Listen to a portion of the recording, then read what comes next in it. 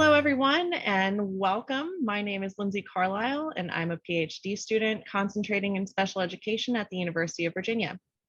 On behalf of CEC Teacher Education Division's Diversity Caucus, I want to thank you for tuning in for this next interview in our video spotlight series. We are so excited to have Dr. Marleen Pugach here with us today. As Professor Emerita in the School of Education at the University of Wisconsin-Milwaukee, Dr. Pugach situates disability intersectionality within the larger question of equity in teacher preparation, with scholarly interests and expertise including teacher education policy, practice, and reform at the intersection of general and special education, teacher education for inclusion, development and implementation of dual certification programs across special education and general education, and qualitative research methods. Dr. Pugach, thank you so much for joining us today. I'm very happy to be here. To begin, tell us more about the role you played at your institution and the focus of your research. Okay, well, I spent most of my career at the University of Wisconsin-Milwaukee, and I was a bit of an odd duck at the time that I was looking for jobs because I was already interested in the relationship between special and general education. And in the late 70s and early 80s, that was not considered something people were interested in. And so I landed in Milwaukee because they had had a tradition of having all of their special ed candidates do a semester in general education when they were student teaching. And so I was hired in the Department of Curriculum and Instruction to take care of that work.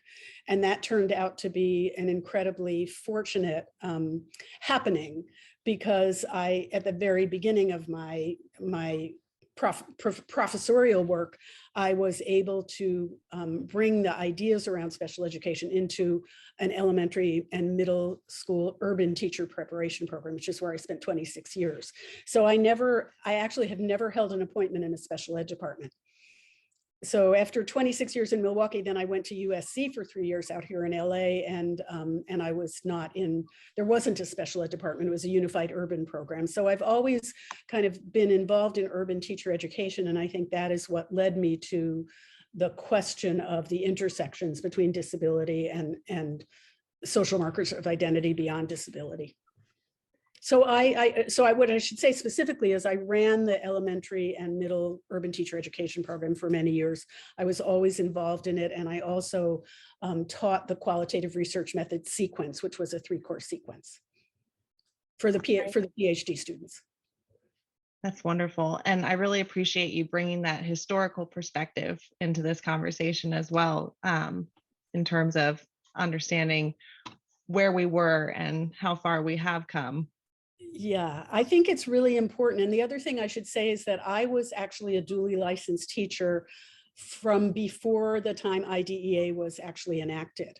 And so I watched my district implement what we then called mainstreaming and helped focus that.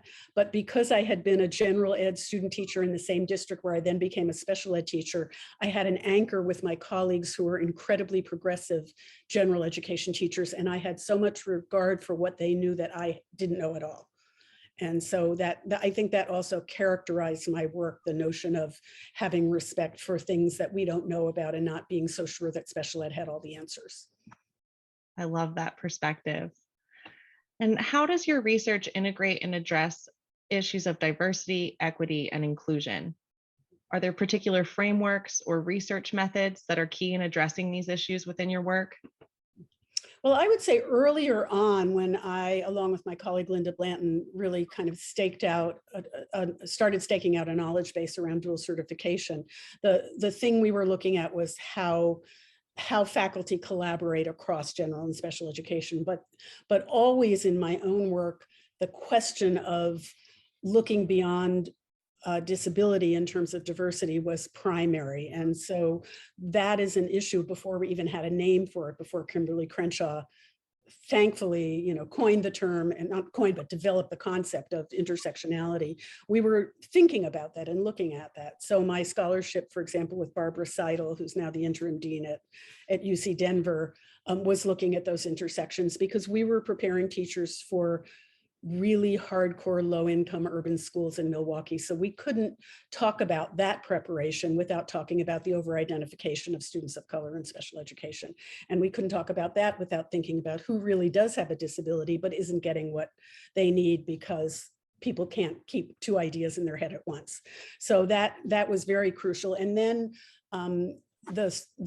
I would say that the research and scholarship that I've done most recently is overtly connected to intersectionality, particularly the literature reviews I did with my former PhD students, Ananya Matewos and Joyce Gomez-Najarro, looking at how social justice teacher education research in general deals with intersectionality, and particularly where does disability fall into this. So I think it was a natural progression to subsume or to place our work in the sort of wheelhouse of intersectionality when it became available as a concept. And to that end, how does your teacher education pedagogy address these same issues? And do some of those similar frameworks or teaching methods span into your teacher education pedagogy, or are there additional ones that you might want to address with us here? Well, I have to talk about this in terms of when I was actively a teacher educator, which ended in 2011. So the entire time I was in Milwaukee, when I first got there, we weren't only an urban ed program, and a few years into it, we made the decision to have the program be wholly urban. And so at that point, we really had to, as a faculty, and we had a very unified faculty within curriculum and instruction and also across special education, we had to really think about how we were going to address these issues. And so we developed sort of a sequence of courses in which concepts around urban education and diversity, inclusive of disability, were taken up every semester. And so I think that's how we did that. And a few things that we did that may seem commonplace now, but were not so commonplace, was to have our students do family, not genealogies, but family descriptions, and really interact with students around who their families were and what their family cultural life was. So they would start to understand that, because Milwaukee is a pretty segregated city. And so there was a lot of work to do with our students, who were mostly first generation blue collar white students. But we also had our students work with parents directly. So we found nonprofits that, for example, offered English classes to parents, or classes around how you interact with teachers at your kid's school, and they worked directly with the parents. And that was how we were able to cut into some of the stereotypes about urban parents not caring about their kids' education.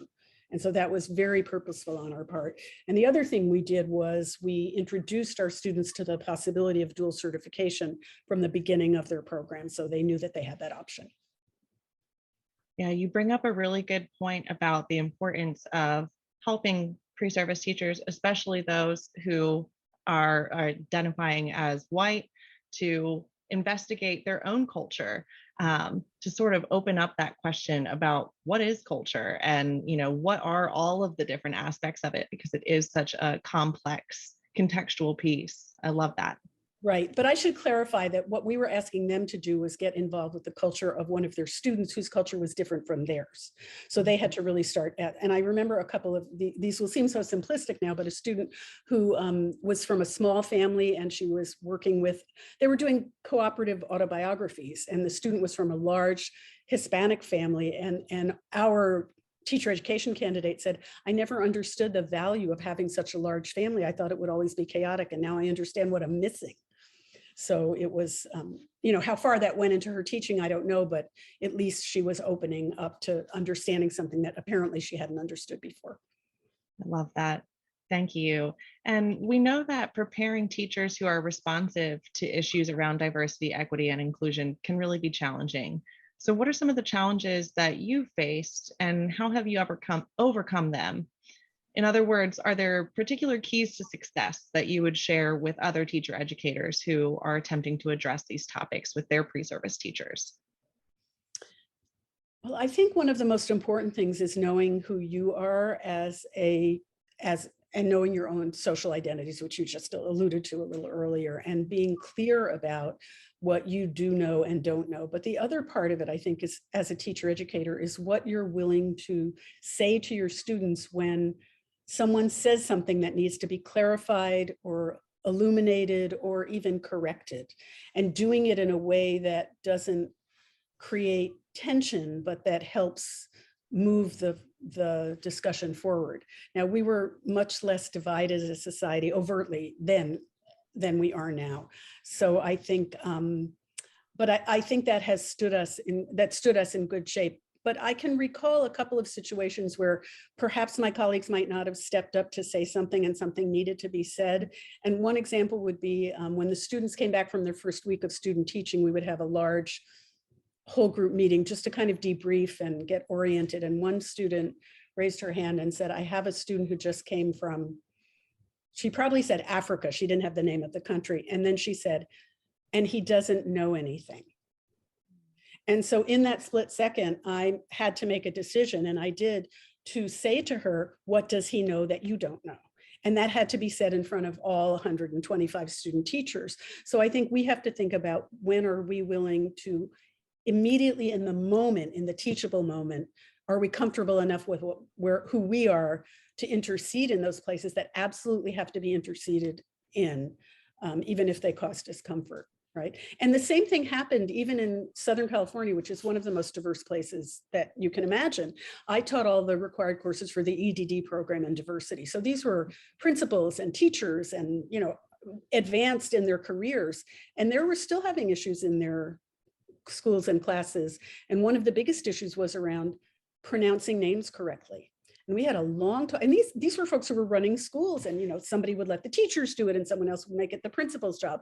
And they went back to their schools and started having conversations about it. So it's the work, we know the work is not done, and we have to just keep at it, but we have to be willing to step up and say something. And I think that perhaps is the most important piece. The curriculum has to be developed together and we have to agree on what it is, but what happens in the moment is, I think, very important. Absolutely. And you bring up a really good point about with addressing it when it occurs and also recognizing it. You had mentioned about, you know, how some people were you were still seeing some people who are not addressing it in different situations. And, you know, it makes me think, you know, maybe part of the problem is not even recognizing it when it's happening. Right. Yeah. Yeah. Mm-hmm. And lastly, to what extent have you seen your scholarship influencing teacher education practice? Well, that's a really good question, because I guess in some ways you never know, and you just hope as a scholar that your work filters through. I think I've been at this long enough to have been lucky enough to have people tell me that it's influenced what they've done, which is very, very nice, particularly around collaboration and dual certification and the work around how you bring faculty together to try and create a program that is sound and makes sense and isn't just kind of adding on special education. So I think in that sense, I have had I feel like there's been some impact that has felt good, you know, when I'm kind of at this point in my career. But I think, you know, more recently, the work on intersectionality seems to have struck a chord, and I'm very, very happy about that. And I want to really give a shout out to my former doc students who worked with me on that work, because they were remarkable and it couldn't have gotten done without them. And thankfully now they're on their way to their careers being assistant professors. One of them just got promotion and tenure, so that feels really good that the next generation can take on the work. But again, they're not special educators. They're people who have some experience and interest, but they're taking the question of special education out there. I think the one thing that I would be worried about in terms of my work and the impact of any of us who are working from this perspective of intersectionality is how we're creating a balance between practices like differentiated instruction and UDL, and making sure that someone in the school really has the deep knowledge to deal with kids who have intensive needs because of their disability. And I don't think we have that balance right yet. So, and I think we have to create that balance in this larger context of intersectionality and a broader framework of curriculum. So it can't just be special ed saying, don't forget about us. We have to be in there doing the work together. And that's what I worry about now that we've got a bigger window on what it means to sit in the same space. Now, how do we, within that space, create the kinds of intensive instruction that kids might need, not just throwing it into like tier 2 or tier 3 and saying we're done with it, but really thinking about what it means to do work in tier 2 and tier 3 if you subscribe to that approach from an intersectional perspective and from a perspective that really honors who the kids are in terms of their social identities.